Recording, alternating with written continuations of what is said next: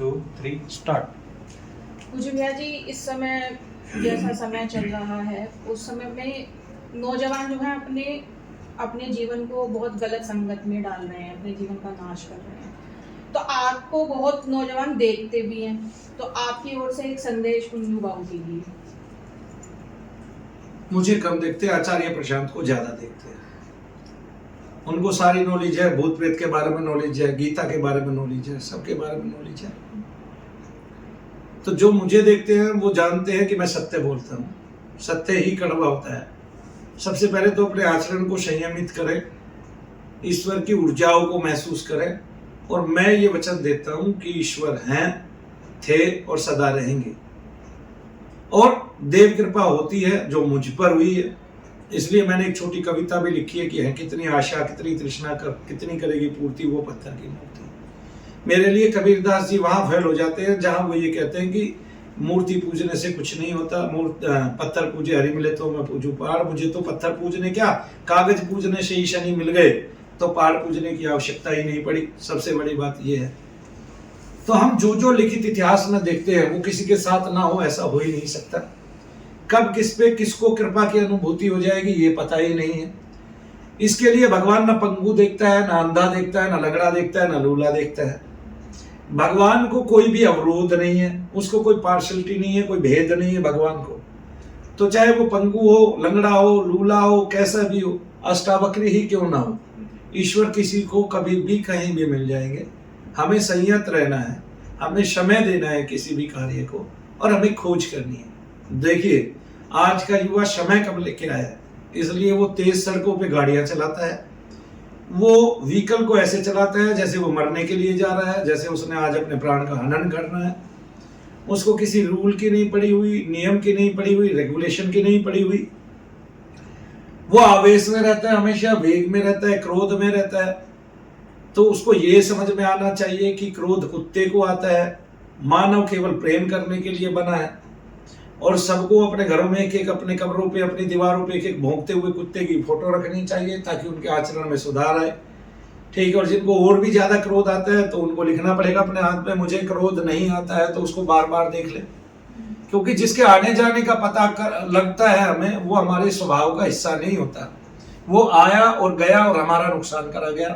क्रोध से काम, काम से लोभ, लोभ से मोह, ये भगवान कहते हैं, और मोह से अहंकार उत्पन्न होता है पुत्री। इससे हमारा सदा विनाश हुआ है। हमें संयत रहना है, आचरण को शुद्ध करना है, विशुद्ध करना है, और जितनी प्राप्ति हो, जितना भी हमें प्राप्त हो रहा है उसमें हमें संयमित रहना है और उसको उसमें संतुष्ट रहना है। अब किसी भी कार्य को हमें निरंतर करना है। हमें इसकी प्रेरणा शनि महाराज से लेनी है कि वो शनिश्चर चलते हैं, धीमी गति से चलते हैं, लेकिन उनका बल, उनका वेग बड़ा तीव्र है। जब वो चलते हैं तो ब्रह्मा आदि भी उनके मार्ग में अगर आ जाते हैं, ठीक है, तारा गण, ऋषि गण, ब्रह्मा आदि भी अगर उनके मार्ग में आ जाते हैं तो उनका मार्ग जो है वो खो जाता है। ऐसे शनिदेव महाराज है। तो मैं आप सबसे, भारत के युवाओं से ये कहना चाहता हूं कि वो संयत रहें। सुने वो किसी को भी, लेकिन सुनते हुए वो ये भी देखे कि इनकी इस विषय में गहन जानकारी है कि नहीं। ठीक है ना। जैसे आज लोग आचार्य प्रशांत को तो सुन रहे हैं, जब भूत प्रेत की बातें आती है तो इसको ढोंग ढकोसला अंधविश्वास बताते हैं, हंसते हैं, इस पर मखौल उड़ाते हैं।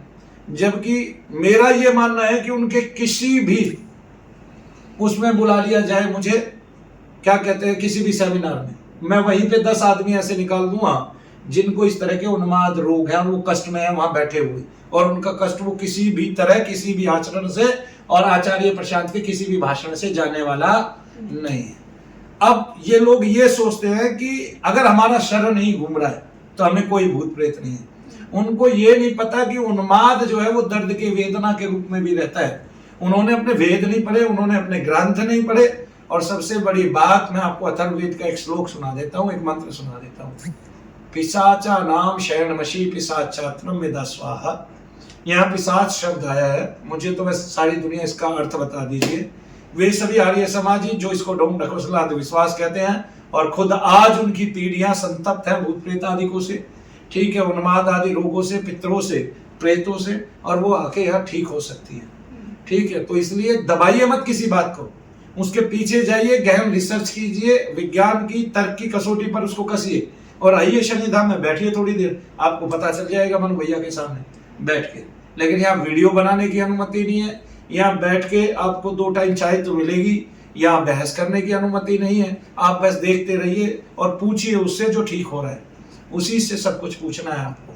हाँ, एक काम आप कर सकते हैं, किसी भी हॉस्पिटल में अगर कोई भी रोगी है इस संसार का और वो उसको दर्द भार कष्ट रहते हैं किसी भी तरह का, और चाहे उसको डॉक्टरों ने कोई भी रोग बता दिया, वो मनु भैया के पास फौरन चला है, मैं चेक करूंगा। अगर उसको हमारा हुआ, बशर्ते उसमें तीव्रता नहीं होनी चाहिए कि जैसे 24 घंटे बीत गए तो मृत्यु हो जाएगी, ऐसा नहीं होना चाहिए उसमें।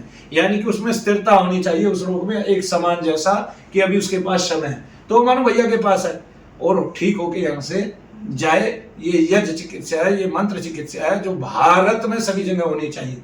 एक, अगर मंत्र चिकित्सा से लोग ठीक होते हैं तो मंत्र चिकित्सा के अनुसंधान केंद्र कहाँ है? अगर मंत्र चिकित्सा से लोग ठीक होते हैं तो मंत्र चिकित्सा स्थल कहाँ है? अगर मंत्र चिकित्सा से और यज्ञ चिकित्सा से लोग ठीक होते हैं तब हर एक हॉस्पिटल में यज्ञ और मंत्र की चिकित्सा क्यों नहीं है? ठीक है, तब ये आयुर्वेद की ऐसी कैसी पत्ती है कि इसको पीछे धकेला जा रहा है? वो इसलिए कि कोई मंत्रवेत्ता इस धरा पर नहीं रहा है। जितने भी महात्मा हैं वे केवल आचरण रूप में बहस करते हैं, तर्क लेते हैं और उन छोटे छोटे विषयों को कसौटी पर कसते हैं जो विषय आज के युवाओं के हैं ही नहीं।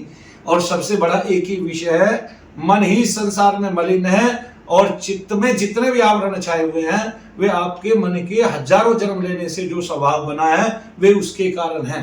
तो इसलिए शांति प्राप्त करनी है, ईश्वर की शरण में आओ, जप करो, भजन करो, मंत्र जपो, भजन करो, बालपन से ही ये सारी चीजें करो ताकि बुढ़ापे तक जाते जाते आपका जो वृद्ध समय है उसका विनाश ना हुए और आप जल्दी वृद्ध ना हुए। मनु भैया जल्दी वृद्ध नहीं हुए, मनु भैया रोजाना इतना काम करते हैं, क्या कहते हैं कि जितना कोई सामान्य आदमी करता ही नहीं है। पहली बात तो ये है। और दूसरी बात मैं आपको और एक बात बता देता हूँ, पूरे भारत में अगर कोई मंत्र चिकित्सा करते हैं तो वो मनु भैया हैं आपके। दूसरे को लाके दिखाओ मेरे सामने तो मैं मान जाऊंगा। और तीसरी बात ये है कि जिसके आचरण में कोई कार्य नहीं है, अगर वो उसके बारे में कहता है और उसके पास ग्रंथों के उदाहरण नहीं है तो वो मूल रूप से गलत कहता है। अगर भूत प्रेत नहीं होते तो हमारे ग्रंथों में भी ये लिखा होता कि ये सब आचरण गलत है। किसी आर्य समाजी के लिख देने से हमारे अथर्ववेद की बातें नहीं मिट जाएंगी। उसमें कुष्मांड का होना, शरीर में परविष्ट होना, उनके स्वरूप का देखा जाना पिशाच के, तो वो गलत नहीं है। ठीक है, और उन्हीं के हाथ की व्याख्याएं आप जब चाहोगे मनु भैया दिखाएंगे तो बताएंगे कि ये क्या है, क्यों है। क्योंकि जब महर्षि दयानंद से ये नहीं निकलते, कबीरदास जी से ये नहीं निकलते, तुलसीदास जी इनको सरेआम देखते थे, उनकी समग्र दृष्टियां खुली थी, तो इसलिए उन्होंने लिखा भूत पिशाच निकट नहीं आवे, महावीर जब नाम सुनावे, भूत परेत पिशाच निशाचर, अग्नि बेताल काल मारी मर। कितने 9। और इसके अलावा कुष्मांड कृत्या, ठीक है, और जलचरी, वनचरी, थलचरी, ठीक है, नभचरी, इस तरह के जो आचरण करते हैं वे कृत्या हैं जो 60,000 प्रकार के हैं। 90 प्रकार के जो ज्वर हैं उनमें से 45 प्रकार के ज्वर केवल उन्माद रोग से आते हैं। जब ये सूक्ष्म जानकारियां ही नहीं है आपको यही नहीं पता प्रेत कैसा दिखता है, प्रेत होता कितना है, वो कितनी सूक्ष्म योनि है, और वो केवल तिल मात्र होता है। लेकिन आचार्य प्रशांत उसको आदमी जैसा देखना चाहते हैं, ऐसा ही कि वो बड़ा हुआ, वो बूढ़ा हुआ, वो गंजा हुआ, उसके भी बाल उड़े, वो ऐसा देखना चाहते हैं। तो मुझे ये संसार का ये आचरण ही समझ में नहीं आता।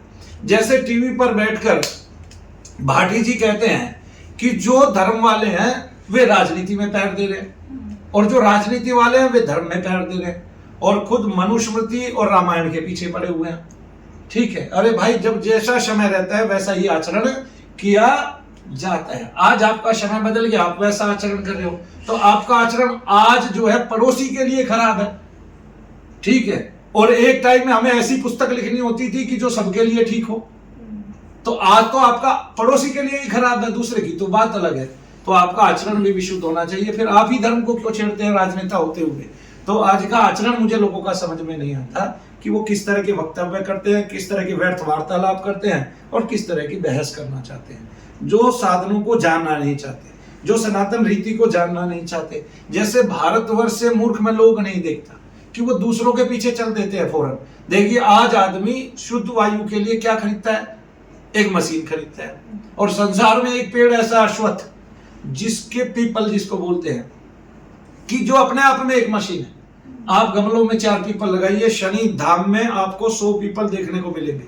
आप आइए देखिए, आप गमलों में 4 पीपल के पेड़ लगाइए, मेरे घर में मिलेंगे आपको 4, और हमारे पुराने वाले धाम में आपको मिलेंगे 5-6 पीपल बड़े बड़े, जो बहुत बड़े हो चुके हैं, जो हमने अपने हाथ से बोए थे और हमारे यहाँ आने वाले भक्तों ने बोए थे। तो जो पीपल है बस वो कहीं हो जाता है, उखाड़ने की कोशिश करते हैं। वहां जब बड़ा हो जाए, गमलों में पीपल को लेके आए, उनकी विशुद्ध हवा फैलती है। घर में गमले रखे पीपल के, अंतर में रखें, ताकि आपको विशुद्ध वायु मिले। आप दिवाली पे पटाखे रोकना जानते हैं, अरे भाई खूब पटाखे जलाइए, लेकिन जो ऑक्सीजन देता है ना उस पीपल को भी लगाइए। मैं तो ये कहता हूँ, ठीक है, अगर कहीं रोक लगी है तो मैं वहां नहीं कहता कि आप जो है क्या कहते हैं कानून का उल्लंघन करो। कानून का उल्लंघन करने के लिए मैंने नहीं कहा है। फिर कभी कोई ये समझ ले कि मनु भैया ने कहा है खूब पटाखे जलाइए, लेकिन जहां पटाखा जला सकते हैं, अब तो ग्रीन पटाखे भी आ गए हैं, जहां जला सकते हैं उसके लिए दिल्ली सरकार की अनुमति है, जहां चला सकते हैं वहां जलाइए। जय शनिदेव सबको। कई बार हम इस बारे में बात भी कर चुके हैं कि लोग दृष्टि के पीछे बहुत भाग रहे हैं, और लेकिन एक चीज और है जिसके पीछे लोग भाग रहे हैं कि भगवान के दर्शन हमें हो जाएं। तो ये जो मन के अंदर लालसा है कि भगवान के दर्शन हमें हो जाएं, इसकी प्राप्ति कैसे हो, और क्या वाकई भगवान के दर्शन मिलना इतना इजी होता है? भगवान के दर्शन मिलना इजी होता है पुत्री। ईश्वर सब जगह उपलब्ध है। अगर हम बेचैन हो जाए, हम में तीव्रता आ जाए, तीव्र संवेग आ जाए, उत्कट इच्छा हो जाए और भगवान के बिना ना रह सके, तो जैसे विवेकानंद की गुरुजी को हुए भगवत दर्शन, हमें देव दर्शन हुआ, ऐसे ही बहुत सारे लोगों को अपने अपने इष्ट के और भगवान के दर्शन हो जाते हैं। तुलसीदास जी के हुए, और कई बार वो अनायास भी हो जाते हैं कि ईश्वर कृपा करने के लिए आ जाते हैं। जैसे तुलसीदास जी ने लिखा है, तुलसीदास चंदन की से तिलक दे तिलक भी, तो उनके मन में नहीं था हमें भगवान के दर्शन पाऊंगा, भगवान चले आए। तो वो जब प्रेरणा होती है, हम भगवान के दर्शन करना चाहते हैं, तो हमें उत्कट इच्छा और तीव्र संवेग भी होना चाहिए। वो हमेशा एक जैसा नहीं रहता। ईश्वर जब दर्शन देते हैं तो वो बाद में आपको ऐसा भी कर सकते हैं कि आप दर्शन की कामना ही ना करें, बस कल्याण के कार्यों में लगे रहें, या आप केवल उसकी भक्ति करते रहे, एक जगह बैठ के वो बीच बीच में दर्शन देते रहते हैं आपको। सबसे बड़ी बात यह है कि जो दृष्टि खोलना चाहता है, भगवान के लिए दृष्टि खोलना चाहता है, उसमें तीव्र संवेग भी होना चाहिए। हम अपना कोई बालक मर जाए तो हमारा गला रुंध जाता है, हम खूब रोने की कोशिश करते हैं, हमारा सब कुछ सूख जाता है, आंसू तक सूख जाते हैं। ऐसा भगवान के लिए किसको होता है? तो जब ऐसा संवेग ही नहीं है, जैसे गर्म रेत पर बार बार मुख को रगड़ते रहते थे कि माँ तू आज भी नहीं आई, तूने मुझे आज भी नहीं खिलाया, उस समय क्या दशा रही होगी उनकी, और कितनी वेदना उनको पीड़ा होती होगी कि आज भी भगवती नहीं आई, आज भी मेरी काली नहीं आई, और आज भी मैं दर्शन विहीन रहा, और माँ तू मुझे गोदी में क्यों नहीं बैठाती है। इस तरह से बात करते करते, माँ की लालसा ही केवल एक करते करते और एक उत्कट का इच्छा करते करते माता आ गई, और यहां तक कि व्यवहारिक हो गई, बातें करने लगी, और उनकी मूर्ति भी साथ साथ चलने लगी। तो ऐसी परिणति हो जाती है। लेकिन ये सब जो है कई बार हमारे मन के पूर्व जन्मार्जित संस्कारों से भी होता है कि हमने किसी न किसी जन्म में बहुत अच्छी साधना की, हमें ईश्वर ने वहां आशीर्वाद दिया, और वो यहाँ भी देगा ही देगा, क्योंकि वो हमारे साथ है। ग्रह दशा इसलिए आती है कि जब ऐसा अनुकूल समय आ जाता है, तब हमारा ईश्वर हमें मिल जाता है, तब हम आध्यात्मिक हो जाते हैं अपने आप। तो जो लोग आध्यात्मिक नहीं भी है, उनको कोई ऐसी ठोकर लगती है उस समय कि वो अपने आप आध्यात्मिक हो जाते हैं, और उसका वो समय आ जाता है जब उसने ईश्वर के दर्शन करने हैं, तब ईश्वर उसके समीप आ जाते हैं, और ईश्वर का दर्शन करते हैं वो लोग सब, और ईश्वर की प्राप्ति करते हैं। तो इसलिए दृष्टियां बहुत प्रकार की हैं। इसको भी दृष्टि कहते हैं लोग, कि कोई आपको बता रहा है, आप उसको आगे एक्सप्रेस कर रहे हैं, और इसको ऋषि उन्माद बोलते हैं, इसको देव उन्माद बोलते हैं पृथ्वी। तो जब ऐसा उन्माद हमें मिल जाता है, और हम किसी देवता के द्वारा बताए गए शब्दों को आगे एक्सप्रेस करते हैं तो उनको लगता है कि आपको ये सब दिख रहा है, लेकिन ये दिखता नहीं है। एक ऐसे ही राक्षसों से भी आप देख सकते हैं, राक्षसोन्माद हो जाए आपको, ब्रह्म पिशाचोन्माद हो जाए, पितरोन्माद हो जाए, कोई पितर आपका बता देता है। पहले पुरातन समय में बहुत सारे लोगों के शरीर में पितर आ जाते थे, उनका उन्माद होता था। लेकिन देव उन्माद में और ऋषि उन्माद में एक अंतर रहता है, उसमें आपको ना तो भार होता है, ना दर्द होता है, ना कष्ट होता है, और आप केवल लोक कल्याण करते हैं उसकी प्रेरणा से। लेकिन प्रेतोन्माद में, पिशाचोन्माद में आपको कष्ट होता है, भार होता है, आप पे दबाव पड़ता है। और पितरोन्माद में भी ऐसा ही होता है सेम। बाद में लोगों का शरीर टूटता है, वो कमजोर होते जाते हैं, और जब वो पितर उसका साथ छोड़ जाता है तब वो शीघ्रता से मृत्यु का ग्रास बन जाते हैं, और उनके घर में फिर कष्ट बढ़ते जाते हैं। क्यों? क्योंकि जो बता रहा था, जिसकी दृष्टि हम उपयोग में ला रहे थे और जो देख रहा था, वो सूक्ष्म है, और वो आपकी उसकी सूक्ष्म गति है, वो सूक्ष्मता से सारी चीजें देख के आपको बता रहा था। इस तरह से हम एक इसको भी दृष्टि मानते हैं। लेकिन इसमें ऋषि दृष्टि हो या देव दृष्टि हो, जैसे अभी हाल फिलहाल आप देखते हो पंडोकर सरकार है, बागेश्वर धाम वाले हैं, और ऐसे बहुत सारी सरकारें हैं, बहुत सारे पीठाधीश्वर हैं जिनको कोई ना कोई महात्मा मिल गया। बहुतों को तो शैतान ही मिल गए हैं, वे शैतान भी बताते हैं, उनका उन्माद होता है। ठीक है, कोई लड़का होके मूंछ रख के काली बनता है, ठीक है, कोई भद्रकाली बन जाती है महिला, और वो उनको उन्माद होता है, उनके शरीरों में कष्ट होता है। यहाँ तक कि मेरे समीप में ही बहादुरगढ़ है, वहां पे किसी में माता आती है, वो तो कहती ये है कि जब आपका सर घूमने लग जाए, आपके कंधों पे वजन हो जाए, भार हो, आपको जब भाई आए तो समझ लो माता आ गई। जबकि ये प्रेत के उन्माद है, उनको पता ही नहीं है बेचारों को कि माता क्या होती है। ठीक है, वे खुद कम पढ़े लिखे हैं, और उनको मैं तो ये कहता हूँ तहजीब भी कम है। अपना घर चलाने की बजाय जो महिलाएं इस तरह उन्माद में उछलती कूदती फिरती है फुटबॉल की तरह, और कभी तीर उठाती है, कभी तलवार उठाती हैं, कभी त्रिशूल उठाती हैं, उन्होंने ही इस सनातन पत्ती का बेड़ा गर्क किया है। कभी कोई मंत्र नहीं जपा, जैसे करौली वाले, कानपुर वाले, उनके गुरु जो थे तांत्रिक थे। लेकिन जहां तक इनकी बात है, जो अभी वहां के पीठाधीश्वर हैं संतोष सिंह भदौरिया, उसने अपने जीवन में कभी 10 दिन भी लगातार मंत्र नहीं जपा, और वो आज दुनिया को तंत्र की साधना करा रहे हैं। हमारे यहाँ 2 बच्चियां दुनिया को ठीक कर रही हैं, और उनके यहाँ आज तक एक भी साधक ऐसा नहीं हुआ जिसने दुनिया में कहीं भी किसी को ठीक नहीं किया हो, ठीक किया हो, ऐसा एक भी साधक नहीं हुआ। और पाने को उनके पास इतनी शक्ति है कि वो ब्रह्मांड को उलट दे, सारे के सारे मिलके। ठीक है, और कई शिष्य तो उनके ऐसे हैं जो रात में तारे तोड़ के लेके आते हैं, सवेरे जमीन से तारे ऊपर उठाने पड़ते हैं उनके गुरु जी को। इस तरह से तो पुत्री ऐसे भी बहुत सारे लोग हैं जिन्होंने कोई साधना ही नहीं की है, और जो लोगों को निरा ठग रहे हैं, उनकी भावनाओं के साथ खिलवाड़ कर रहे हैं। उनको आता जाता कुछ नहीं है, उनको पता कुछ नहीं है, और जितनी बातें मैंने बताई हैं इतनी भी वो सीख लेंगे तो उनका भविष्य सुधर जाएगा। और वो लोग जिनके घरों में ऐसे लोग हैं जिनमें देवता आते हैं, अगर वो चाहते हैं कि उनका पीछा छूट जाए उन देवताओं से, और जो शराब मांगते हैं, बकरा मांगते हैं, दारू चढ़वाते हैं, सिगरेट पीते हैं, हुक्का पीते हैं, तो फौरन शनि धाम में आ जाएं, अपना जीवन बर्बाद ना करें, और इस उन्माद को सदा के लिए खत्म करें, जगत में रहकर कोई अच्छा काम करें, अपना कल्याण कराएं।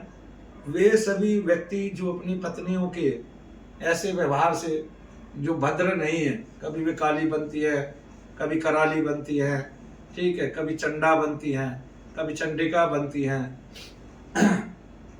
प्रश्न नहीं है, और कुछ ऐसी जो मूंछ वाली माताएं हैं, ठीक है, तो ऐसे लोग सभी आ जाएं, अपना शनि धाम में उद्धार कराएं, ऐसे खेलने कूदने से बचे, और जो सनातन पत्तियां हैं, जो सनातन रीतियां हैं, यज्ञ की रीति है, मंत्र चिकित्सा की रीति है, उसको अपनाएं। और अगर आपको ये काम करना ही है, लोगों को ठगना है, तो कम से कम ठीक करके ठगना सीखे। ठीक कर लो भाई फिर तुम लोगों को, अगर तुम्हें कुछ लेना ही है तब ले लेना, कम से कम 2 आदमी ठीक तो होंगे। अभी ठीक कोई नहीं होता है पुत्री, ये भीड़ है। जैसे आपके पास 100 युवा बच्चे आ गए, 100 व्यक्ति आ गए आपके पास, और वो जो 100 व्यक्ति आए हैं, उन 100 युवाओं में किसी एक की तो गवर्नमेंट जॉब लगेगी। आपने 100 के 100 को ये कह दिया आपकी गवर्नमेंट जॉब लगेगी, तो जिसकी एक की लगी है वो तो मानेगा ही मानेगा ना उसको। क्यों? वो तो ये सोचेगा कि मेरी तो यहाँ दरबार में आने से लगी है। पुत्री, इस समय क्या है, नेगेटिविटी से बहुत सारी माताओं बहनों को नाभि के नीचे दर्द होता है। वो जो दर्द होता है जब वो मिट जाता है तो बहुतों को उससे क्या कहते हैं, लाभ होता है। ये जितने भी लोग ऐसे खेलते हैं तो आपके शरीर में जितने भूत प्रेत पिशाचारी कृत्यारी पित्रारी होते हैं जो अरी के रूप में हैं आपके शरीर में, वो प्रसन्न हो जाते हैं, क्योंकि ये सारे काम क्या कराते हैं, ये उनकी वृद्धि करते हैं, ना कि विनाश करते हैं। तो इसलिए इनसे कोई आदमी कभी ठीक ही नहीं होता। तो होता क्या है कि जैसे शरीर के अंदर कोई प्रेत है, उन्माद में भरा हुआ है, आपने उसके ऊपर से उतारा करके हंडे में बहुत सारी चीजें रख दी, कोई कलश रख दिया, चौक चौराहा आपने पूज लिया या शमशान में जाके रखा है, उससे उसको शांति मिलती है, वो उसको ग्रहण कर लेता है। और जैसे ही वो उसको ग्रहण करता है आपको कुछ दिन का आराम पड़ जाता है। इससे लोग ये समझते हैं कि हम ठीक हो गए, कदापि वो ठीक नहीं हुए हैं, चीजें दबी रहती हैं। आज तक मनु भैया के अलावा इस धरा पर किसी ने प्रेतादिकों का विनाश किया ही नहीं है मौजूदा समय में। मैं मौजूदा समय की बात कर रहा हूँ, मैं ऐसे बात नहीं कर रहा कि सतयुग से अब तक सारे युगों की बात नहीं कर रहा। तो वो क्या करते हैं, जैसे ये कार्य किया किसने, यीशु मसीह ने किया, तो जिसको ठीक किया वो साथ ही लग गया। उस समय ही ऐसा था। पहले चमत्कार को नमस्कार करते थे, अब तो मनु भैया जी रोज पता नहीं कितने आदमियों को ठीक करते हैं। और यही काम मैं अगर यूपी के अनन्य या जाके क्या कहते हैं ऐसे क्षेत्रों में करूं जो कुछ पिछड़े हुए हैं, जहां पर जो है क्या कहते हैं गति कम है शिक्षा की, तो वहां करोड़ों लोगों की भीड़ लग जाए। जैसे मैं बताता हूं कि मैं बुलंदशहर के किसी गांव में गया, वहां एक व्यक्ति को ठीक किया, अगले दिन से 6 महीने तक लगातार 10,000 लोग आने लगे। और वो तो मुझे बुखार चढ़ गया। वो एक स्कैबीज नामक रोग होता है जो खुजली वाला होता है, जिसमें रात के समय में ये तो सभी के हाथ लगते थे, सभी को हाथ लगाना पड़ता था, तो वो रोग हो गया मुझे। तब वहां से वापसी हुई, वरना तो हर रोज ही 10,000 लोग आ रहे। तो वो क्या है कि ये ऐसा एक चलन है कि लोगों को ये पता चल जाए वहां एक आदमी ठीक हुआ है तो वहां भीड़ का भीड़ चला जाता है। और कुछ आकर्षण भी होता है, ठीक है। जब एक युवा स्त्री या शादीशुदा स्त्री शरीर पर जो है अनेक प्रकार के क्या कहते हैं शरीर से आचरण करती है, हाथ में तीर तलवार रखती है, कमल का फूल रखती है, जैसे आपने देखा वो मुंबई वाली क्या नाम है उसका, एक माता बनती है वो क्या, राधे माँ, हाँ। तो उनका आचरण देवियों जैसा हो जाता है, जिससे लोगों पे क्या होता है कि लोगों पे उसके आकर्षण का प्रभाव होता है, ठीक है। अब अंतर क्या है ये कैसे पता चले, ये तो किसी को पता नहीं चलेगा। और जाने वालों के 10 के काम वैसे ही बनने होते हैं। तो इससे क्या होता है कि भीड़ का एक समुदाय हमेशा उन 10 के कारण टिका रहता है। तो वे 10 हुए, उन 10 ने और भेजे, तो जो पहले साथ में आए थे उन 10 के उन्होंने आना बंद कर दिया। जो अगले 10 आए, अब हमारे पास लोग आते हैं कि वो ठीक हो गए, 4 साल बाद आ रहे हैं, लोग आते हैं 5 साल बाद आ रहे हैं, ठीक होके गए थे हमसे, ठीक है। इस तरह से कई बार लोग आते हैं कि हम पहले आते थे जी, अब आए हैं आज। तो अब उन्होंने ये देख लिया कि यहाँ पर तो सभी ठीक हो रहे हैं, हम भी तो ठीक हुए, तो वो बताते हैं हम लोगों को। तो हमेशा भीड़ लगी रहती है। और हमारा धाम ऐसा है कि अगर आप यहाँ से ठीक हुए, हमने आपसे कोई संबंध नहीं रखना। क्यों? क्योंकि हमें आपसे लोग नहीं है कि आप हर बार आओ 100, 200, 500 रुपए चढ़ाओ और हमें कुछ इकट्ठा करना है। किस लिए इकट्ठा करना है? हमें अपनी खोज करनी है, अपनी खोज को बल देना है, हमें शांति से जीना है, ठीक है। हमें पुरातन पत्तियों को वापस लेके आना है। अभी आपने देखा होगा 2 बच्चियां हमारे यहाँ, 2 कन्याएं काम कर रही हैं। 2 कन्याएं उनके माँ बाप के साथ, अभी उनके माँ बाप के आशीर्वाद से, और उन्होंने अगली 2 कन्याएं तैयार हो रही कि वो ठीक होंगी। पहले उनको हाजिरी आती है, इतनी सी बच्ची को उन्माद होता है, वो 2-2 आदमियों के काबू में नहीं आती, इतना जोर लगाती है। तो जैसे ही उसका उन्माद शांत होगा 1-2 दिन में, वो भी काम करने लग जाएगी, आप देखेंगे यहाँ। तो यहाँ क्या है कि यहाँ लोगों को ठीक किया जाता है और तबीयत से ठीक किया जाता है। उन्माद के तो सभी प्रकार के रोगी यहाँ बहुत जल्दी ठीक होते हैं। और अब तो वो तेजी ऐसे आ गई है जैसे भगवान कृपाभूत होकर सीधा समक्ष आ गए, खड़े हो गए हैं। तो इसलिए दुनिया में जितने संत महात्मा हैं, जितने भक्त हैं, जितने तांत्रिकों के धाम हैं, जो उल्टा सीधा करा रहे हैं, उल्टा सीधा भोग दिला रहे हैं। आपको वहां जाने की जरूरत ही नहीं है। किस लिए जाने की जरूरत है? छोटी छोटी बच्चियां उनसे बड़ा काम कर रही हैं। और अगर आपकी पत्नी को हाजिरी आ रही है, वो माता बन रही है, यहाँ के ठीक कराओ। कल परसों एक बहन जी आई थी, उपदेश नाम है उनका, तो उनको जो आती थी चीजें वो माता बनती थी, और बच्ची ने पकड़ के हाथ और उनको ठीक किया। ठीक है, और उनकी वीडियो है बकायदा, अगर आप देखें तो देखें, आप संस्कारी हो जाएं, आप थोड़ा सा बदलाव करें, अपनी सनातन रीतियों को वापस पुनर्जागरण करें उनका। और ये देखें कि जब सभी प्रकार की चिकित्साएं आगे बढ़ रही है, तो मंत्र चिकित्सा जो ऋषियों की वैदिक चिकित्सा है, आरंभिक इस चिकित्सा है, जिससे पहले कोई चिकित्सा नहीं बनी, वो इतनी पीछे क्यों है, वो इतनी नगण्य क्यों है? इसके पीछे का कारण ये है कि सब ऋषि जो है, सब महात्मा आज के जो है, वो चांदी का सिंहासन चाहते हैं, बड़ा एक छत्र चाहते हैं, पसीना उनको आना नहीं चाहिए। कोई उन्माद का व्यक्ति है जिसको 4 आदमी पकड़ रहे हैं, वो उसमें सर खपाना नहीं चाहते। उस बच्चे का जीवन जो है, चाहे वो मरण में बदल जाए, और लोग उसको सारी उम्र ढोंग ढकोसला अंधविश्वास कहते रहे, लेकिन उसको ठीक करने वाला इस समाज में कोई नहीं है। बात करने वाले हजारों हैं, इंजेक्शन लगाने वाले हजारों हैं, लूटने ठगने वाले हजारों हैं, लेकिन उसके उन्माद को गति देने वाला, शांति देने वाला इस संसार में मनु भैया के अलावा कोई नहीं है। जय शनिदेव सबको। क्या है और मानव जीवन की उन्नति के लिए कैसा ज्ञान मानव को प्राप्त करना चाहिए? मानव जो है उन्नति के लिए चल पड़ा है, लेकिन उसकी उन्नति कुछ निर्धारित कर्मों पर होती है। वो हमेशा से चेष्टाएं करता रहता है पुत्री। इस मन ने ना जाने कितने जन्म लिए हैं, कितने जन्मों के संस्कार इस मन में होते हैं। हम सब वो बातें भूले होते हैं, और हमारे चित्त में उसकी धूमिल यादें पड़ी होती हैं। जब हम कोई नया जन्म लेते हैं मानव, तब वो बहुत सारे जो चित्त में संशय है, वो बार बार चित्त के पटल पर आते हैं, स्वप्न के रूप में आते हैं हमें, और वो हमें पूर्णता से सताते हैं, कष्ट देते हैं, कष्टदायी होते हैं। तो प्रारब्ध से हमारा स्वभाव बनता है, प्रारब्ध से हम दुख और कष्ट नहीं पाते। आया समझ कि बोलते हैं तो तुम्हारे प्रारब्ध कर्म है, प्रारब्ध कर्म साथ नहीं आते हैं, प्रारब्ध का स्वभाव साथ आता है। जो कर्म आज किए उसका तो फल आज ही मिल गया आपको। यहाँ यानी कि अगर कोई चोरी करता है उसका भी फल मिलता है, तो फिर ऊपर वाला फल अलग से क्यों देगा? कोई रेपिस्ट है उसको भी फल मिल रहा है, ऊपर वाला फिर अलग से फल क्यों देगा? जिसने यहाँ सजा भोग ली हो उसके लिए कहाँ और सजा नियुक्त हो गई है? नहीं। तो फिर क्या होता है कि जो अनंत जन्म लिए हैं उनमें जो स्वभाव पड़ता है, वो स्वभाव हमारे संस्कार को अच्छा और बुरा करता है। उससे हमें कष्ट होता है, और हम एक बार जैसा संस्कार कर लेते हैं, जैसे आपने देखा होगा किसी बच्चे को हमने लड़ना सिखाया नहीं है, लेकिन वो लड़ाई करता है। किसी को हमने नाचना सिखाया नहीं है, लेकिन उसमें नाचने का स्वभाव है, पहले से ही पता नहीं कितने जन्मों का संस्कार पड़ा हुआ है।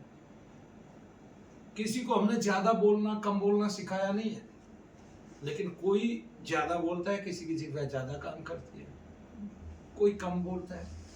किसी को हमने बहुत गंभीर रहना नहीं सिखाया है, लेकिन प्रारब्ध में उसका स्वभाव बदला और उससे उसमें गंभीरता आई। इस तरह तो पुत्री जो स्वभाव है वो हमें ऊंचा, बड़ा या संस्कारवान बनाता है, और वो हमें आगे बढ़ाता है। तो हमें सबसे पहले क्या करना होगा, तो जन्मों जन्मों का जो स्वभाव है उसको तोड़ना होगा, और हमें भक्ति का स्वभाव अपनाना पड़ेगा, जिससे हम देव कृपा प्राप्त कर सके। अब शांति कैसे मिलेगी, आपका कहना ये है। अब आपका पूरा क्वेश्चन आप एक बार फिर से दोहराएं। ज्ञान क्या है और मानव को जीवन की उन्नति के लिए किस प्रकार का ज्ञान प्राप्त करें? तो सबसे पहले तो स्वभाव बदलना पड़ेगा, जिससे हम ज्ञानी होंगे। फिर हमें मन पर वर्क करना पड़ेगा। आप देखेंगे पुत्री की, आप और मैं बैठे हैं, हमने आपको पुत्री का मन में कोई वाचाल प्रश्न नहीं आया, कोई कष्टकारी विचार नहीं आया, तो हुआ क्या कि इससे ज्ञान बढ़ा, विवेक बढ़ा, और हम ईश्वर के हुए, और मन में शांति स्थापना हुई। तो संसार में एक मन के अलावा तो कोई मलिन नहीं है, और उस मन का स्वभाव जो है वो जन्म जन्मांतरों में ऐसा हुआ है और हम कष्ट लेके प्रारब्ध से पैदा नहीं हुए हैं, हम स्वभाव लेके पैदा हुए हैं। वो स्वभाव हमारे लिए कष्टकारी है, तो हम इस जन्म में कष्ट पाते हैं उस स्वभाव के कारण। आपने देखा होगा जितने बड़े लोग हैं सब धीर हैं, गंभीर हैं, ठीक है, और बहुत ही विनम्र है। वो पहले से ही झुके हुए हैं, उनमें फल लगते हैं, ठीक है, गंभीर होते हैं, जीवन के प्रति उनके नजरिए बहुत गंभीर होते हैं। तो जो गंभीरता को पहले से ही धारण किए हुए है, वो स्वभाव के अनुकूल धारण किया हुआ है, इसलिए उसके पास संपत्ति है, बल है, तेज है, सारी चीजों में अधिकता है। अब जब हम मन पे वर्क करते हैं तो हम देखते हैं मंत्र से मन का त्राण होता है। क्या होता है? मन का त्राण। तो मन का जो त्राण है वो मंत्र से होता है। वैसे भी मंत्र केवल सूक्ष्म पे वर्क करता है, शरीर पे वर्क करता नहीं है, क्योंकि मन को काबू कर लेने से ही शरीर पूरा आचरण करता है, ठीक है। मन आपका कष्टकारी आचरण भी कर सकता है, पशु के समान पशु तुल्य भी आचरण कर सकता है, और वो बहुत कष्टकारी आपका हो सकता है। जब वो पशु के समान आचरण करता है तो हमारे लिए तो असंस्कारी हो जाता है, और उससे हमारे जीवन में अनेक दुख बढ़ जाते हैं, कष्ट बढ़ जाते हैं। तो इसलिए जब मन संतुलित होता है, मन शांत हो जाता है, तब हमें वो धारा मिल जाती है जो ज्ञान की धारा है। मन के शांत होने से पहले कोई धारा नहीं है। इसलिए जो गकार बीज है उसको हम हर मंत्र के कोण पे लगाते हैं। जैसे हम बोलते हैं ऐंग, ह्रीं, श्रीं, क्लीं। अब गकार बीज जो है वो गणों के लिए है। जितने भी भगवान के गण हैं, ठीक है, जो रुद्र गण है, मरुत गण है, और गणेश स्वयं गणपति हैं, वे सभी गणों को, और वो बुद्धि के दाता है, रिद्धि सिद्धि के दाता है, वे सभी गणों को जो है कंट्रोल करते हैं, व्यवस्थित करते हैं। तो सुखदाता होते हैं, ठीक है, ऋण करता है, ऋण हरता है। ऋण कराने वाले भी वही हैं, हरने वाले भी वही हैं, ठीक है। विघ्न हरने वाले हैं, विघ्न कराने वाले हैं। तो जो गकार बीज है, जब हम उसका भजन यजन करते हैं अपने जीवन में, तो एक परिवर्तन आता है। हमारे जितने रोग हैं, और रोग कौन सा है हमारे रोग पांच छह 7 ही। काम है, क्रोध है, लोभ है, मोह है, मद है, मत्सर है, अहम है, ये सब रोग है हमारे। ये तेजी से शरीर में घटने लगते हैं और हमारी उन्नति होने लगती है। देखिए पुत्री, मैं आपको बताता हूँ, मेरा ये अनुभव है कि एक 70 साल का महात्मा मेरे पास आकर ये कहता है कि महाराज, जब भी कोई स्त्री आती है मेरे पास मलिन विचार आते हैं, ठीक है, मैं उसको मुख से तो पुत्री कहता हूँ, लेकिन पुत्री समझ नहीं पाता हूँ। तो इसका मतलब क्या है कि इसका मतलब उसका मंत्र सही नहीं है। उसका मंत्र अगर मन का त्राण करता तो मन में ऐसे भयावह विचार आते ही नहीं, ऐसे कष्टकारी, ऐसे आंदोलित करने वाले, और ये जो विचार आ रहे हैं ये उसको आ रहे हैं जो जितेंद्रिय नहीं हुआ है। और जितेंद्रिय होने के लिए प्रत्येक बीज को हमें धारण करना पड़ेगा, और उसमें जो गम बीज है, गकार बीज है, उसको तो हमें वैसे ही धारण करना पड़ेगा, क्योंकि हमारा नाभि मंडल जो है वो गणेश जी वहां पर बैठे हुए हैं। जैसे ही वो उठते हैं, हम जैसे ही जप करते हैं घय बीज का, सबसे पहले तो हमें ये देखना चाहिए कि गणेश जी ने किन किन असुरों को मारा है। तो जो गणेश जी हुए हैं हमारे, उन्होंने किन किन असुरों को मारा है। गणेश जी एक तो स्वानंद लोक में रहते हैं। पहली बात तो लोग कहते हैं गणेश जी चूहे पे बैठ के कैसे घूम लेते हैं, तो उनके लिए तो मेरा ये वो है विचार है कि आप जब चंद्रलोक पर जाते हैं तो स्वानंद लोक के स्वामी हैं। जब चंद्रलोक पे जाते हैं, स्वानंद लोक के, यानी कि जब काम, क्रोध, मद, लोभ, मोह, मत, मत्सर, अहंकार मारा जाता है, तब आप स्वयं आनंद पाने लगते हैं, तब आप आत्मानंद पाने लगते हैं। वे उस लोक के स्वामी हैं, वहां सब उड़ते हैं, वहां आकाश है, स्वच्छ है, और सभी तेज रूप में वहां घूमते हैं। तो उनको कोई भी वाहन वो दे दीजिए, कोई भी वाहन बना दीजिए, वो भी वहां तेज रूप में घूमेगा। जैसे पुत्री चंद्रमा पे आप एक पत्थर की नोक पे खड़े हो जाते हैं और खड़े रहते हैं, लेकिन भारत का आदमी इस बात को समझता नहीं है, क्योंकि उसकी बुद्धि पीछे है। फिर अब जब मन शांत हुआ तो आपको आत्मज्ञान की प्राप्ति हुई। मूल ज्ञान वही है, मूल धारा वही है, और मंत्र से मन का त्राण करना जरूरी है। अब गणेश जी ने कौन कौन से असुर मारे? कामासुर, क्रोधासुर, लोभासुर, मोहासुर, वत्सरासुर, मदासुर, अहंतासुर। ये 7 असुर गणेश जी ने मारे। और इसलिए प्रत्येक बीज में या तो मकार लगता है या गकार लगता है, क्योंकि मकार से बहुत सारे वर्णों की उत्पत्ति हुई है, और गकार जो है वो जितने मरुदगण हैं उन सब के लिए आता है, ईश्वरीय जितने गण हैं उन सब के लिए आता है। ठीक है, तो सृष्टि का नियम ये है, या तो सभी बीजों को आप गकार रूप के साथ जपे या मकार के साथ जपे। मकार जो है आकाशीय बीज है, उससे 21 वर्णों का कम से कम उत्थान उदय हुआ है, उद्भव हुआ है। और हम जो है ये हमारी जो भाषा है इसके मूल में जो शब्द है वही हमारे बीज हैं, वही हमारा मंत्र है। और उन्हीं मंत्रों के उलटफेर से इस सृष्टि पर बहुत सारा विनाश और विकास किया जा सकता है। यह हमारे वेदों में लिखा है और हम उसको करते भी हैं। तो इस तरह ज्ञान की प्राप्ति तभी होती है जब मन से त्राण हो जाता है, मंत्र से त्राण हो जाता है मन का। तो मन भूचाल लाने वाला है, मन चित्त को चंचल रखने वाला है, मन हमेशा उच्चाटित होता है और जब वो आत्मानंद में रमण करता है तब वो शांत होता है। तो जो प्रारब्ध है उससे, उसके स्वभाव से आपका आज का स्वभाव बनता है और उस स्वभाव के कारण आप जो है इस पृथ्वी पर रहकर वर्क करते हैं, उसी से आपकी सारी लालसाएं पूर्ति होती हैं, वही आपके कार्यों को आगे बढ़ाता है, वही आपको संतति संपत्ति आदि प्रदान करता है। तो ये मन में स्वभाव बनते हैं प्रारब्ध के कारण। वो स्वभाव, वो मन ने इतने जन्म लिए हैं कि उसको सब कुछ उसके अंदर पड़ा है। इसलिए जो हमारा चित्त है वो अनेक अनेक सपने देखता है। जो आदमी हमें इस जन्म में नहीं मिला वो भी हमारे स्वप्न में आ जाता है, जिसको हम जानते नहीं, जिसको हमने देखा नहीं, लेकिन हमने कहीं ना कहीं उसको देखा रहता है। हो सकता है वो हमारे पिछले जन्म के से संस्कारित हो। जय श्री। अब कि रात को आटा गूंथ के फ्रिज में नहीं रखना चाहिए। वो किसी मरने वाले इंसान के लिए जो पिंड बनाए जाते हैं वो उनका रूप ले लेता है, जिससे नेगेटिविटी आकर्षित होती है। तो इसके लिए लोग इतने ज़्यादा मतलब भयभीत भी होते हैं और कहीं ना कहीं इस चीज़ को, मिथ को मानते भी बहुत ज़्यादा हैं।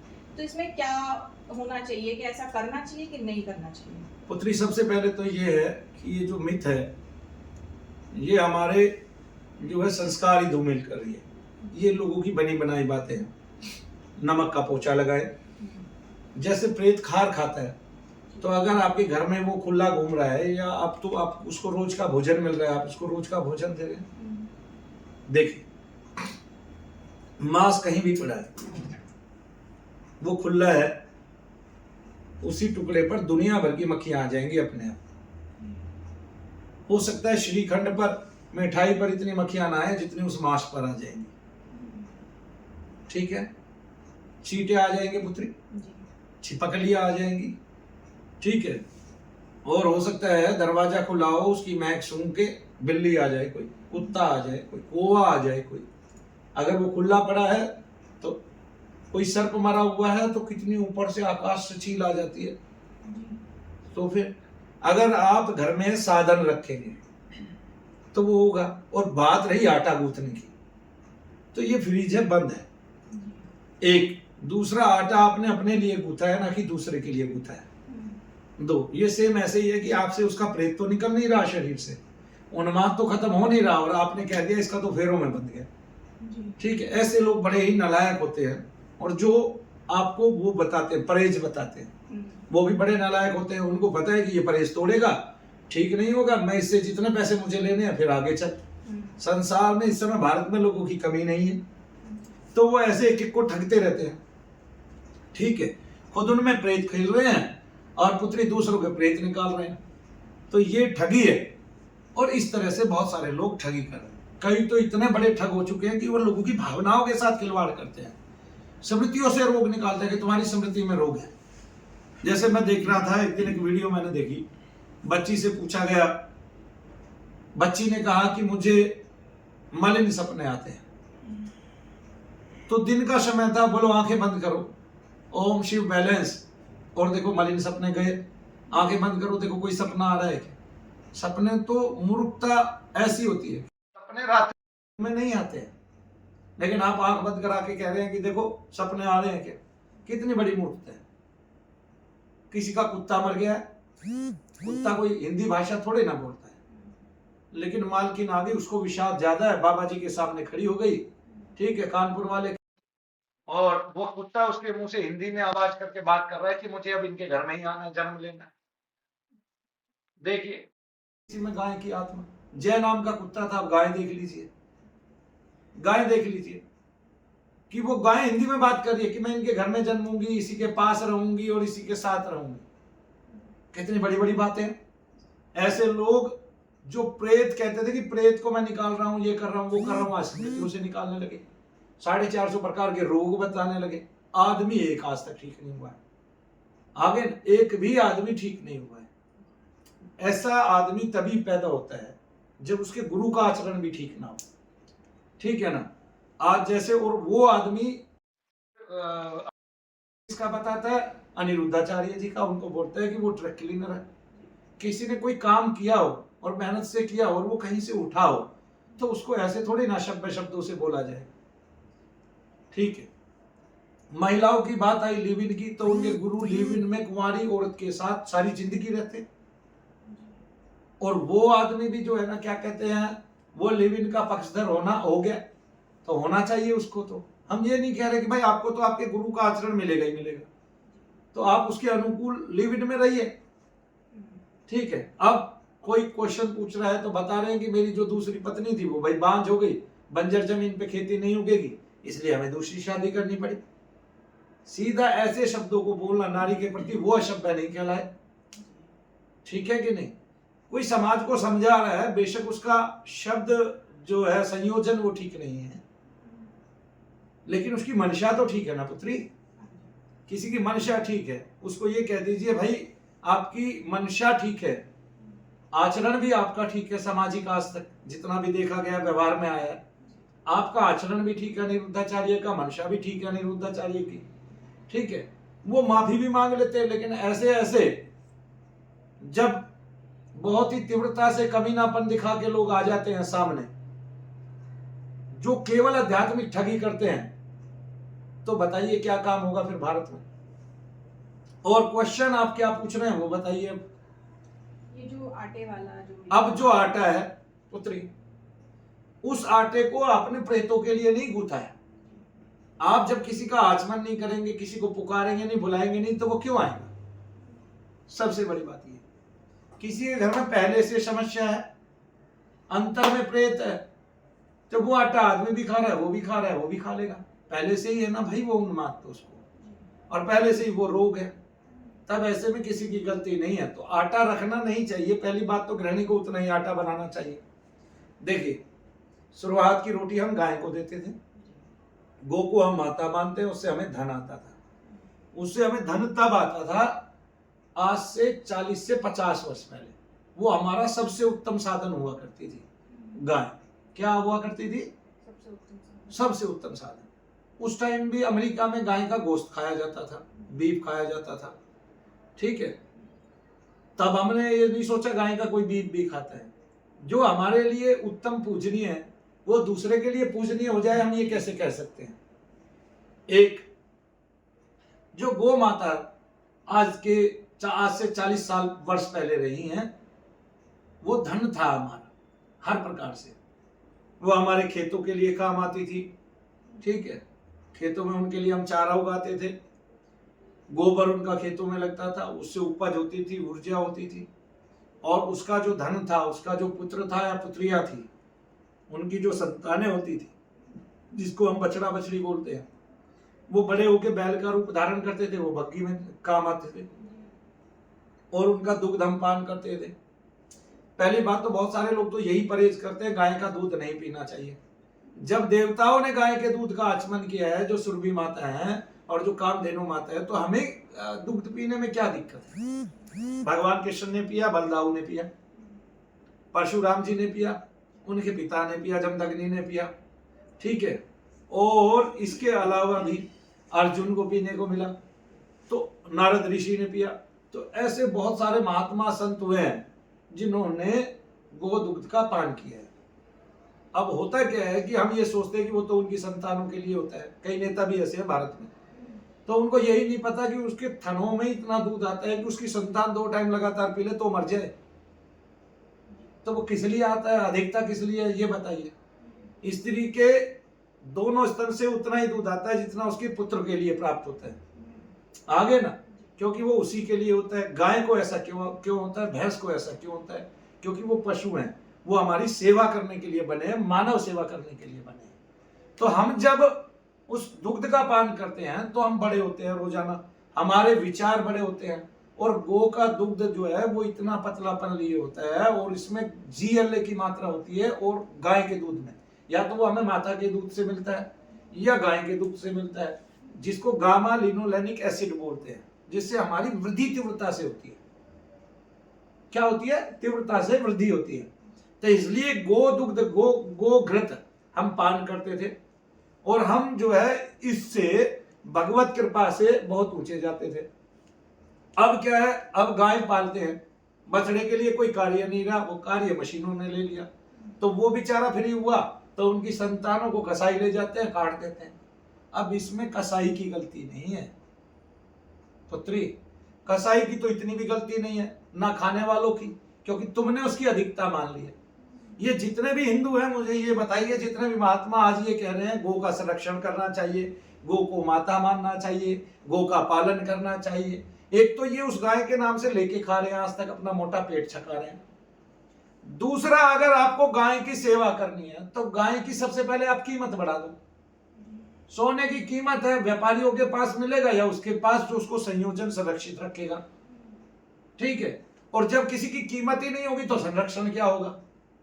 आप गो की कीमत देखिए 20,000 30,000 वे खरीदते हैं, उसमें उससे ज्यादा का मांस होता है।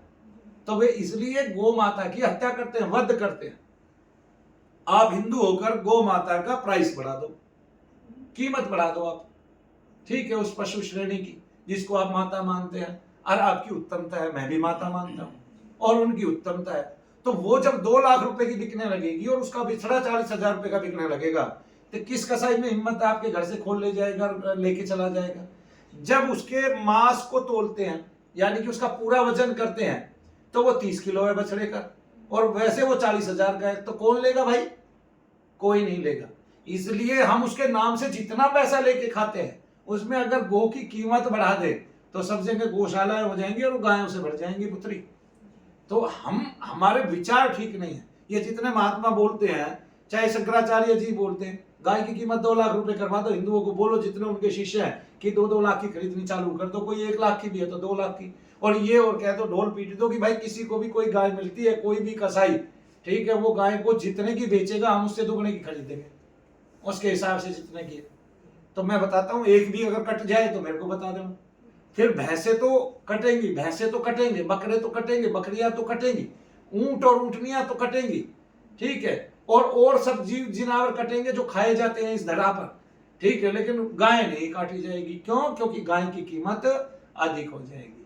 तो जिसकी कीमत अधिक हो जाएगी उसका संरक्षण हो जाएगा। इतनी बात इनको समझ में नहीं आती है, ठीक है। आप बड़े बड़े घरों में जाते हैं, आप देखिए आज उसने एक जंगल बनाया, किसने? जिसके बेटे की शादी में शंकराचार्य जी गए थे, क्या बनाया है?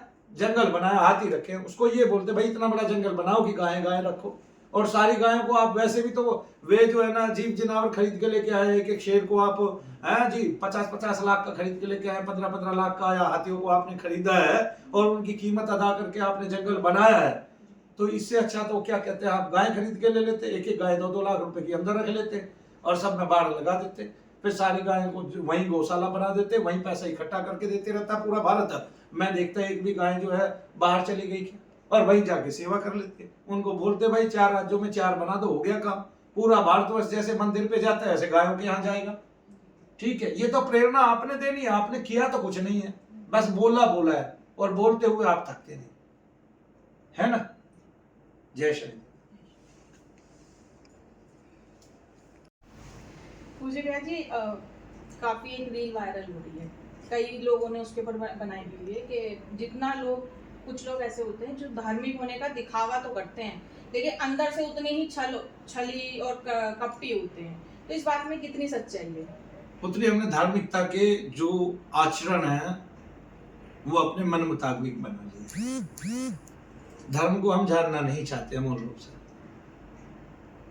सबसे बड़ी बात यह है कि हमने एक, जैसे ही धर्म का नाम आता है और किसी महात्मा, संत, भक्त और किसी भी ऐसे आचरण वाले व्यक्ति का जो दिखावा करता है, जब हम उसकी इमेज पिक्चर बनाते हैं तो हम ये सोचते हैं उसके गले में बहुत सारी माला, लड़ियां, स्वर्ण आदि हैं जी, हाथों में कुछ सामग्री, साधन, हाथों में त्रिशूल, गदा, कुछ ऐसे, ये सब हमने बना लिया है।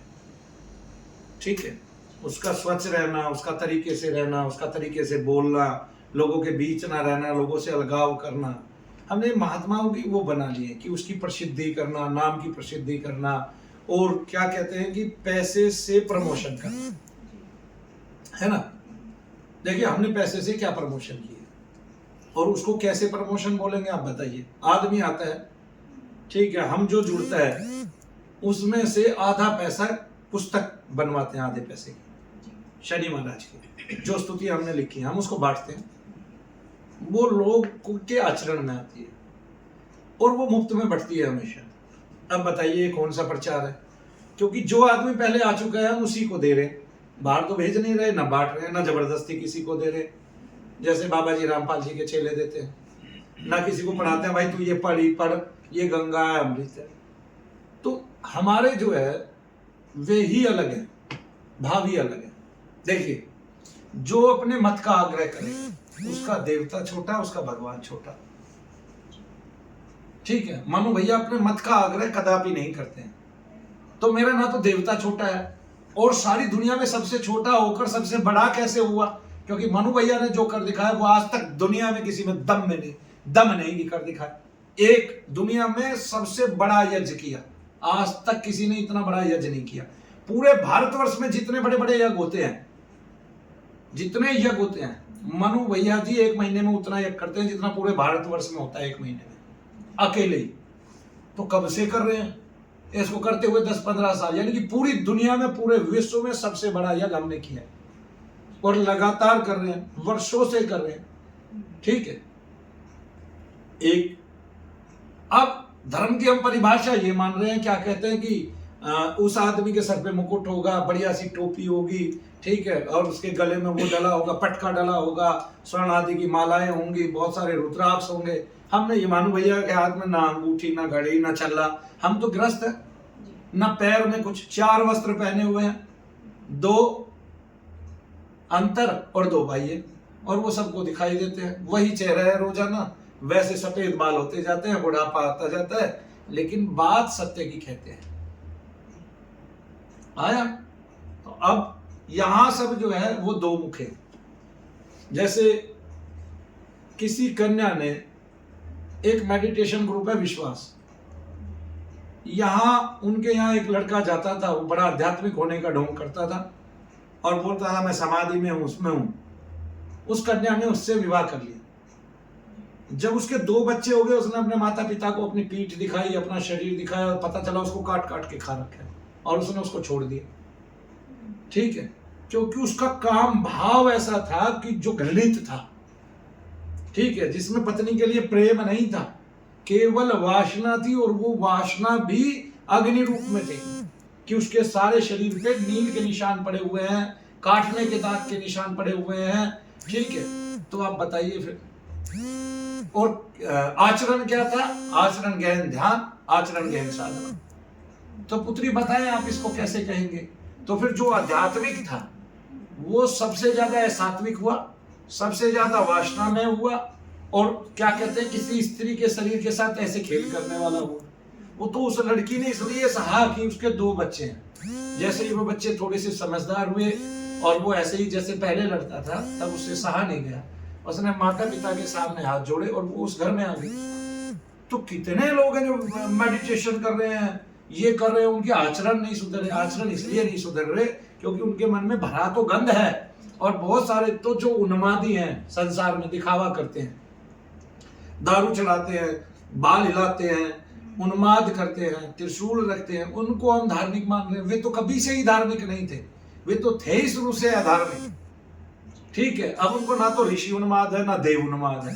जिसको पिशाचोन्माद है, प्रेतोन्माद है, पित्रोन्माद है, ठीक है, और जिसको पुत्री जो है ब्रह्म राक्षस उन्माद है, और जिसको इस तरह के बहुत सारे कृत्या उन्माद है, जिसको, ठीक है, जिसको यक्ष उन्माद है, जिसको कुष्मांड उन्माद है। बहुत सारे ऐसे उन्मादित लोगों को हम धार्मिक समझते हैं, क्योंकि आज के समय में और पहले भी राक्षस वेश बदल के लोगों को मूर्ख बनाया करते थे। ठीक है, तो राक्षसाधिपति जो है वो चाहते हैं कि उनके राक्षसों का सदैव कल्याण हो और वो इस भूमि पर ऐसे ही रहे, विचरण रहे। वो भी नमस्कार करने योग्य हैं, क्योंकि उनको हम निरति बोलते हैं।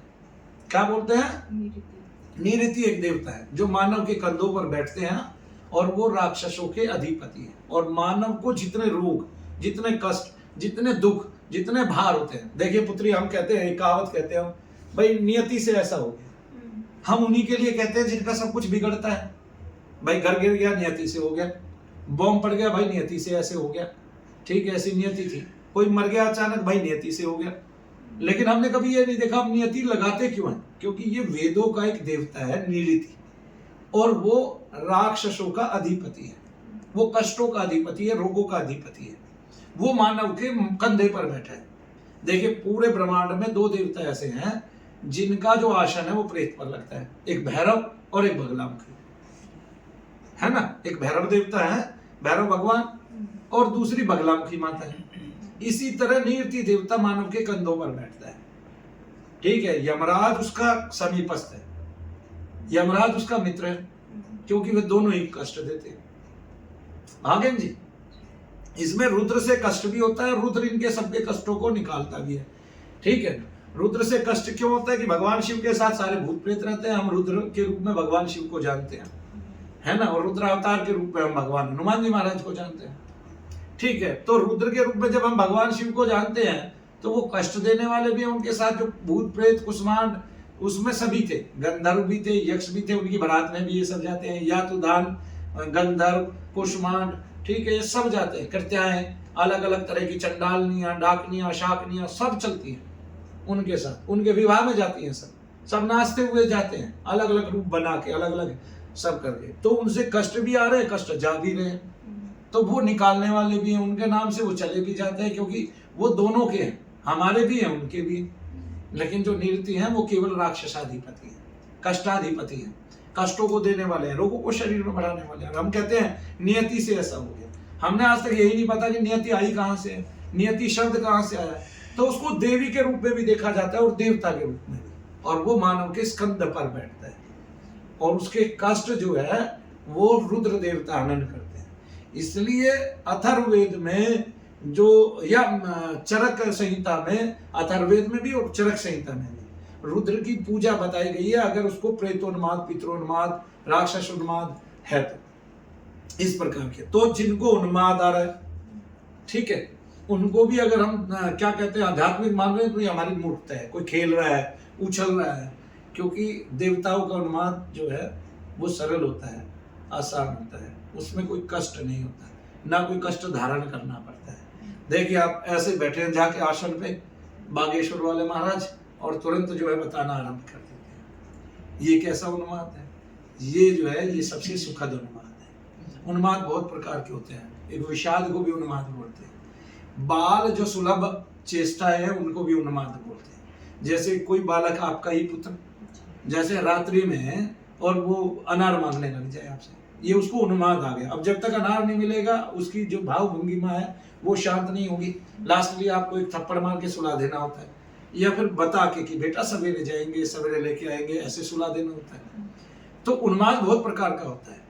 तो उस उन्माद में ये अच्छा उन्माद होता है, कौन सा? ऋषि उन्माद और देव उन्माद और गंधर्व उन्माद भी अच्छे उन्मादों में माना जाता है, क्योंकि गंधर्व कई बार मानवों की सहायता करते हैं और कई बार वो श्राप देते हैं, तो उससे जो है दोनों अच्छा और बुरा उत्पन्न होते हैं। गंधर्व से, यक्ष से बुराई उत्पन्न होता है, ठीक है, ब्रह्म पिशाच से बुराई होता है, ठीक है, कृत्या से बुराई होता है, कष्टकारी होती है।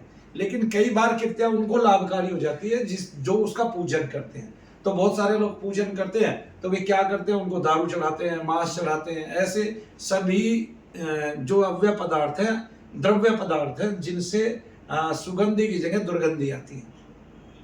आगे ना, इस तरह से तो आप ये सब देखते हैं, इस तरह से उन्माद बढ़ता है। तो आपका क्वेश्चन क्या है?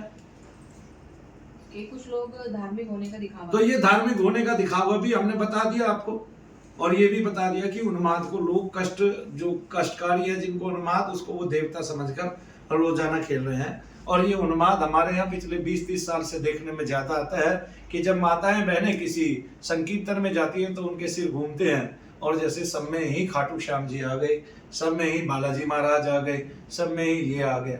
तो जो तत्व है वो शांति चाहता है, और हम शोर वाले मुहाने पे पहुंच जाते हैं। तो जहाँ संकीर्तन हो रहा है, ढोल बज रहा है, वहां पहुंच जाते हैं। जैसे कोई महात्मा मैंने देखा, वो कहते हैं कि चंद्र घंटा मैया ये सब ठीक कर देगी, राक्षसों को खा जाएगी, तो वो उसके कारण जो है ना जोर जोर से बोलते हैं, उन्माद करते हैं, और ड्रम बजाते हैं, ढोल बजवाते हैं, ठीक है, गाने चलाते हैं, भजन चलाते हैं, उस पर तो प्रेत आदि खेलते हैं। तो वो क्या होता है कि वो नीचे शांति से बैठे थे, उनको जब वो स्वर सुनाई देता है तो वो आक्रोश में आ जाते हैं, ठीक है, तो उनका उच्चाटन हो जाता है, क्योंकि उनको शांति चाहिए होती है और वो शांत रहना चाहता है। या तो मानव के शरीर में शांति मिलती है, वरना तो सारे जीवों में अशांति है, सब में तेजी ही है, ठीक है। तो मानव के अलावा पूर्ण रूप से, सत्य रूप से कोई शांति कदा पाया ही नहीं है, सनातन रूप से कभी किसी को शांति नहीं मिलती है। तो सब जीवों में मानव इसलिए श्रेष्ठ है। और सबसे बड़ी बात, ये जीवन आपको 84 लाख योनियों के बाद मिला है। अगर ये बात सत्य है तो ये जीवन बड़े पुण्यों के बाद मिला है, इसमें पाप कर्म आपका कोई नहीं है। और जो कहते हैं हम प्रारब्ध के वश जो हम ऐसा कर्म कर रहे हैं या ऐसा भोग रहे हैं, तो प्रारब्ध से आपका केवल स्वभाव बनता है, जो लगातार निरंतर बनता आता है, और उसके भाव मन में होती है, और मन वे स्वभाव ग्रहण करता है, और इस जीवन में उन्हीं स्वभाव में वो रहता है। माताएं कोई नहीं चाहती कि उनका बच्चा उग्रवाद करे, उनका बच्चा बुरा बने, उनका बच्चा अच्छा ना बने, उनका बच्चा गंभीर ना बने, उनका बच्चा पढ़ाई नहीं करे, और उनका बच्चा जो है वो केवल लड़ाइयाँ करे, ऐसा कोई माता नहीं चाहती। फिर भी वो जन्म जन्मांतर के कारण कई बच्चे ऐसा स्वभाव ग्रहण कर लेते हैं, ठीक है, और कईयों में वो बाद में सुधर भी जाता है जब उनके स्वभाव बदले जाते हैं। तो स्वभाव धीरे से तो बदलता नहीं है, ठीक है, उसको आचरण में रेगुलर लेके आएंगे तभी वो बदलता है। जैसे मेरा स्वभाव, मेरा चित्त चंचल हुआ करता था, लेकिन अब 20 साल से एक ही काम कर रहा हूँ, तो उसकी चित्त की चंचलता कहाँ चली गई समझ में नहीं आ रहा है। तब मंत्र ने मन का त्राण किया, उसको शांति मिली, और वो शांति ईश्वरीय ऊर्जा में परिवर्तित हुई, और वो ऊर्जा आज दुनिया भर के चमत्कार दिखा रही है। आप अपने रोगों का नाश करते हैं, शनि धाम में कदम रखते ही। जय श्री